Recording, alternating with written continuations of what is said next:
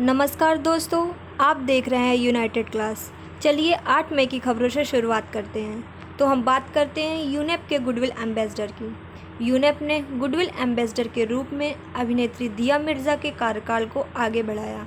संयुक्त राष्ट्र पर्यावरण कार्यक्रम ने अभिनेत्री दिया मिर्ज़ा के कार्यकाल को 2022 तक भारत के गुडविल एम्बेसडर के रूप में विस्तारित किया। दिया मिर्ज़ा संयुक्त राष्ट्र सतत विकास लक्ष्य की अधिवक्ता भी हैं। सामान्य तौर पर एक गुडविल एम्बेसडर वह व्यक्ति होता है जो वैश्विक मुद्दे या विशिष्ट कारण का समर्थन करता है।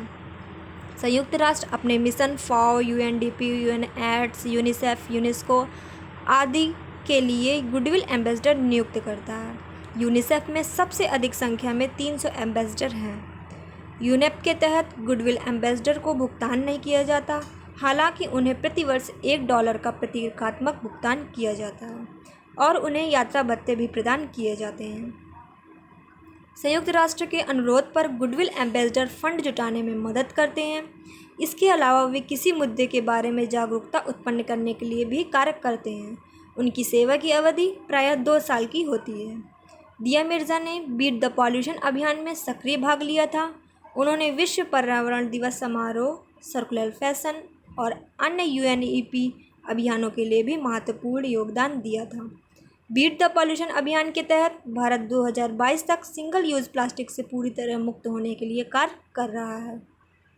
विशाखापट्टनम गैस त्रासदी में स्टायरीन गैस का रिसाव हुआ। ये घटना हाल ही में हुई है। विशाखापट्टनम में एलजी पॉलीमर प्लांट में स्टायरीन गैस लीक हुई है। इस त्रासदी से लगभग 11 लोगों की मौत हो चुकी है। स्टायरीन गैस क्या है? स्टायरीन एक रासायनिक यौगिक है जिसे न्यूरोटॉक्सिन के रूप में जाना जाता है। इसे विनाइल बेंजीन, इथाइल बेंजीन और फिनाइल बेंजीन के नाम से भी जाना जाता है। स्टायरीन गैस प्रायः रंगहीन और गंधहीन होती है। यह गैस बहुत तेज़ी से हवा में मिलती है। स्टायरीन गैस का उपयोग आमतौर पर पंखे की ब्लेड और अन्य कटलरीज बनाने में किया जाता है। इसका उपयोग कंटेनर बनाने में भी किया जाता है, जहाँ कॉस्मेटिक उत्पादों को भंडारित किया जाता है। स्टायरीन गैस श्वसन प्रणाली को प्रभावित करता है। यह छाती की तकलीफ, हाँफने और घरघराहट का कारण बनती है, जिसके कारण धीरे धीरे फेफड़ों की मांसपेशियां पक्षाघात का शिकार हो जाती हैं। इससे ऑक्सीजन की कमी से मौत हो जाती है। दक्षिण कोरिया की दिग्गज इलेक्ट्रॉनिक्स कंपनी एलजी के प्लांट में स्टायरीन गैस के रिसाव के कारण 11 लोगों की मौत हो चुकी है, जबकि इसने 1000 से अधिक लोगों को प्रभावित किया है। यह संयंत्र तटीय शहर विशाखापट्टनम से लगभग 15 किलोमीटर दूर था। एक भंडारण टैंक के अंदर तापमान में बदलाव के कारण रिसाव हुआ। इस रिसाव के कारण लगभग 5 गांव प्रभावित हुए हैं। भारत सरकार ने 3 आयुष आधारित शोध कार्य शुरू किए। आयुष मंत्रालय ने कोविड-19 से संबंधित 3 अध्ययन शुरू किए हैं। शोध से कोविड-19 को रोकने में आयुष आधारित रोग निरोधी हस्तक्षेपों के प्रभावों का अध्ययन करने में मदद मिलेगी। रोग निरोधी साधनों का अर्थ रोगों से बचाव करना है। अंतः विषय आयुष अनुसंधान एवं विकासकार बल ने रोग निरोधी अध्ययन के लिए एक प्रोटोकॉल तैयार किया है। टास्क फोर्स में CSIR, वैज्ञानिक और औद्योगिक अनुसंधान परिषद, विज्ञान और प्रौद्योगिकी मंत्रालय, आयुष मंत्रालय, स्वास्थ्य और परिवार कल्याण मंत्रालय के विशेषज्ञ शामिल हैं। यह अध्ययन निम्नलिखित में शुरू किया जाएगा: आयुर्वेदिक हस्तक्षेप, जनसंख्या आधारित अनुसंधान एवं संजीवनी एप्लीकेशन।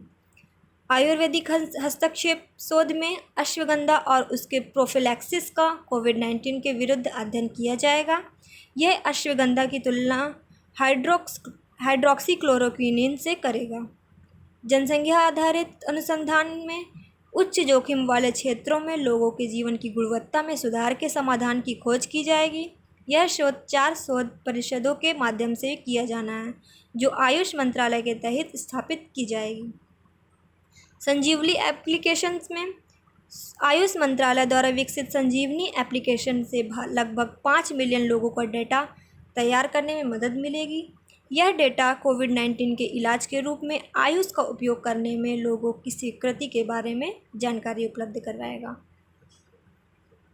8 मई को मनाया गया विश्व रेड क्रॉस दिवस। विश्व रेड क्रॉस और रेड क्रेसेंट दिवस प्रतिवर्ष लोगों को किसी भी समय कहीं भी मदद करने के लिए दुनिया भर के अधिकारियों और स्वयंसेवकों के असाधारण योगदान और अविश्वसनीय उपलब्धियों को पहचानने के लिए मनाया जाता है। यह दिन रेड क्रॉस आईसीआरसी की अंतर्राष्ट्रीय समिति के संस्थापक जीन हेनरी डुनेंट और पहले नोबेल शांति पुरस्कार प्राप्तकर्ता के जन्मदिन की सालगिरह के रूप में मनाया जाता है। अंतर्राष्ट्रीय रेड क्रॉस समिति एक मानवीय संगठन है। इसका मुख्यालय स्विट्जरलैंड के जेनेवा में स्थित है। इसकी स्थापना 17 फरवरी 1863 में हेनरी डुनेंट द्वारा की गई थी। अंतर्राष्ट्रीय रेड क्रॉस समिति को 3 बार 1917, 1944, 1963 में नोबेल शांति पुरस्कार से सम्मानित किया जा चुका है। यह युद्ध से प्रभावितों, शरणार्थियों, नागरिकों तथा कैदियों इत्यादि की सहायता करता है। वर्तमान में इसके महानिदेशक इवेस डैकॉर्ट हैं। विश्व थैलेसीमिया दिवस भी 8 मई को मनाया गया। प्रतिवर्ष 8 मई को विश्व थैलेसीमिया दिवस भी मनाया जाता है। इस वर्ष विश्व थैलेसीमिया दिवस की थीम थी the dawning of a new era for thalassaemia, time for a global effort to make novel therapies accessible and affordable to patients. इसका उद्देश्य थैलेसीमिया, जो कि एक आनुवंशिक रोग है, के बारे में जागरूकता फैलाना है तथा इसकी रोकथाम के लिए आवश्यक कदम उठाना है। थैलेसीमिया का खतरा उन लोगों को काफ़ी अधिक होता है जिनके परिवारों में पहले से ही किसी को थैलेसीमिया हो, क्योंकि यह एक आनुवंशिक रोग है। यह रोग भूमध्य सागरीय लोगों, इतावली, यूनानी तथा मध्य पूर्वी तथा दक्षिण एशियाई लोगों में अधिक होता है। इसका उपचार रक्त आदान, ब्लड ट्रांसफ्यूजन तथा किलेशन थेरेपी द्वारा किया जाता है।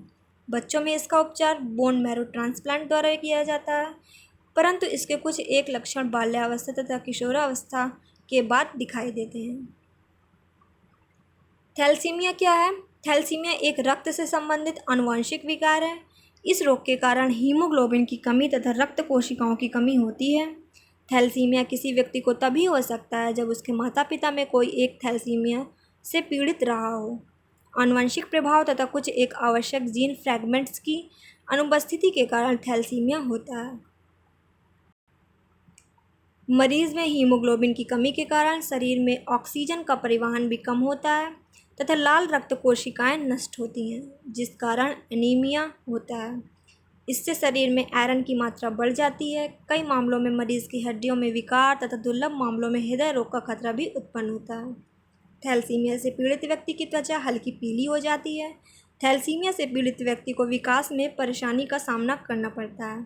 थैलेसीमिया के मरीजों को काफ़ी अधिक थकान भी महसूस होती है। आनुवंशिक रोग होने के कारण इसकी रोकथाम बहुत मुश्किल है। ब्लड टेस्ट के द्वारा इस रोग का पता लगाया जा सकता है। ईरान ने मुद्रास्फीति से निपटने के लिए नई मुद्रा की शुरुआत की। ईरान सरकार ने हाल ही में अपनी मुद्रा का नाम बदलकर टोमन करने के निर्णय लिया है। ईरानी मुद्रा की इकाई रियाल है। ईरानी सरकार के अनुसार एक टोमन 10,000 रियाल से मिलकर बनता है। घेरन एक अन्य मुद्रा इकाई है। 100 घेरन से एक टोमन बनता है। नई प्रणाली को हाल ही में ईरानी संसद द्वारा देश में उच्च मुद्रास्फीति का प्रबंधन करने के लिए अधिकृत किया गया है। टोमन बनाने के लिए पुराने करेंसी नोटों में से 4 शून्य को हटा दिया गया है, किंतु वहाँ की मुद्रा रियाल अभी भी वैध रहेगी। ईरानी मुद्रा को 4 प्रमुख बिंदुओं के दौरान अवमूल्यन का सामना करना पड़ा। 1979 की इस्लामिक क्रांति, जो कि पश्चिम समर्थित शाह की सरकार गिरने के बाद कई उद्यमी और कारोबार दिग्गज देश छोड़कर चले गए थे।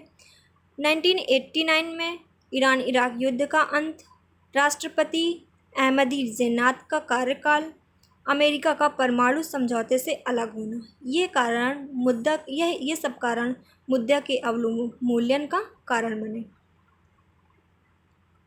BEE bureau of energy efficiency नवीन एवं नवीकरणीय ऊर्जा मंत्रालय ने impact of energy efficiency measures 2018-19 पर रिपोर्ट जारी की है। इस रिपोर्ट के अनुसार BEE की ऊर्जा पहल ने 89,122 करोड़ रुपए बचाने में मदद की है। इस रिपोर्ट में ऊर्जा और कार्बन डाइऑक्साइड उत्सर्जन की वार्षिक बचत का आकलन किया गया है। इस रिपोर्ट के अनुसार ऊर्जा दक्षता योजनाओं ने 113 बिलियन यूनिट बिजली बचाने में मदद की है। जब इसे धन में परिवर्तित किया गया तो इस योजना ने 89,122 करोड़ रुपए बचाने में मदद की। इस योजनाओं में 151.74 मिलियन टन कार्बन डाइऑक्साइड उत्सर्जन को कम करने में मदद मिली है। पिछले साल उत्सर्जन में कमी 108 मिलियन टन थी। इस रिपोर्ट का उद्देश्य देश में प्रमुख ऊर्जा दक्षता पहलों के प्रदर्शन और प्रभाव का मूल्यांकन करना है। 2018-19 के अध्ययन में इस रिपोर्ट में कुछ ऊर्जा दक्षता कार्यक्रम के रूप में चिन्हित किया गया, जो हैं Ujala programme, perform achieve and trade scheme, municipal demand side management programme, standards and labelling programme. Bharat सरकार ने शुरू की वंदे भारत मिशन। 7 मई 2020 को भारत सरकार ने वंदे भारत मिशन लॉन्च किया। मिशन को सबसे बड़ी निकासी अभ्यास में से माना जा रहा है। वंदे भारत मिशन का उद्देश्य दुनिया भर में फंसे भारतीयों को देश में वापस लाना है। 14,800 से अधिक भारतीय विदेश में फंसे हुए हैं। इस मिशन का उद्देश्य गैर अनुसूचित वाणिज्यिक उड़ानों का संचालन करना भी है। यह वाणिज्यिक उड़ानें लोगों को लंदन और सिंगापुर ले जाएंगी और यूएसए में भी चुनिंदा स्थानों पर ले जाएंगी। गृह मंत्रालय द्वारा जारी मानक प्रक्रिया के आधार पर उड़ानों का संचालन किया जा रहा है। इस मिशन के तहत निकाले गए लोगों को अनिवार्य रूप से आरोग्य सेतु ऐप को डाउनलोड करना होगा। भारत लौटने के बाद इन लोगों को 14 दिनों के लिए क्वारंटीन भी किया जाएगा। उड़ानें भारत के प्रमुख शहरों जैसे दिल्ली, हैदराबाद, चेन्नई, मुंबई, अहमदाबाद और बेंगलुरु से भरेंगी। संपूर्ण वंदे भारत मिशन का नेतृत्व एयर इंडिया द्वारा किया जाएगा। 1990 में एयर इंडिया ने इसी तरह का मिशन चलाया था।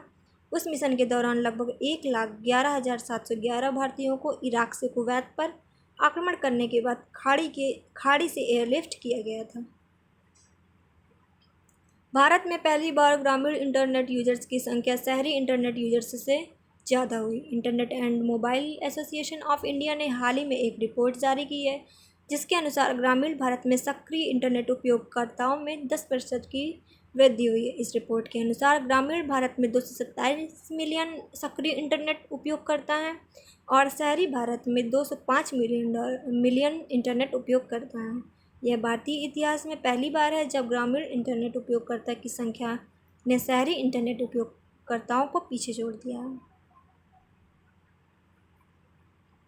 वैशाख पूर्णिमा 7 मई को मनाई गई। इसी दिन 623 ईसा पूर्व में भगवान बुद्ध का जन्म हुआ था, जिसे बुद्ध पूर्णिमा भी कहते हैं। वैशाख के दिन ही बुद्ध को ज्ञान की प्राप्ति हुई थी और वैशाख के दिन ही बुद्ध का निधन हुआ था। चलिए अब खबरों को यहीं विराम देते हैं। प्लीज़ हमारे वीडियोस को लाइक करें, कमेंट करें और हो सके तो ज़्यादा से ज़्यादा शेयर करें और हमारे चैनल को सब्सक्राइब करना मत भूलें। Thank you.